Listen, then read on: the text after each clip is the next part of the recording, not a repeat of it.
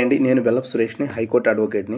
ముస్లిం పురుషుడు హిందూ మహిళ మధ్య వివాహం ముస్లిం మత చట్టం ముస్లిం పర్సనల్ లా కింద చెల్లుబాటు కాదని మధ్యప్రదేశ్ హైకోర్టు స్పష్టం చేసింది. కేసు నెంబర్ వచ్చి 9589/2024.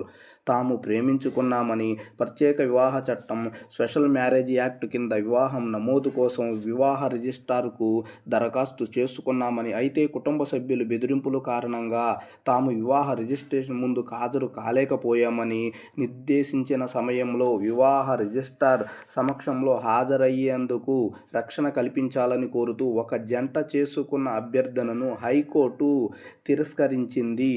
మహమ్మదీయ చట్టం ప్రకారము ముస్లిం వరుడికి విగ్రహాలను లేదా అగ్నిని ఆరాధించే యువతికి మధ్య జరిగే వివాహం చెల్లుబాటు కాదని ఈ సందర్భంగా హైకోర్టు చెప్పడం జరిగింది. ఒకవేళ ప్రత్యేక వివాహాల చట్టం కింద నమోదు చేసినా అది అక్రమ వివాహమే అవుతుందని హైకోర్టు స్పష్టం చేయడం జరిగింది.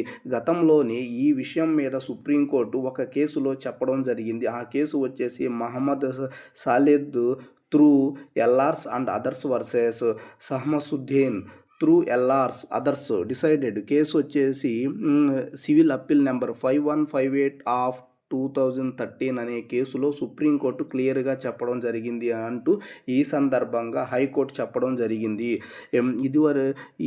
ఈ సందర్భంగా ప్రస్తుతం కేసులో దంపతులు వివాహం కాకుండా సహజీవనం చేయడానికి సిద్ధంగా లేరని, అలాగే తనకు కాబోయే భర్తకు చెందిన మతాన్ని స్వీకరించడానికి యువతి సుముఖంగా లేదని కోర్టు తెలిపింది. అందువల్ల ఈ వ్యవహారంలో జోక్యం చేసుకోవాల్సిన అవసరం లేదు అని హైకోర్టు స్పష్టీకరణంగా చెప్పడం జరిగింది.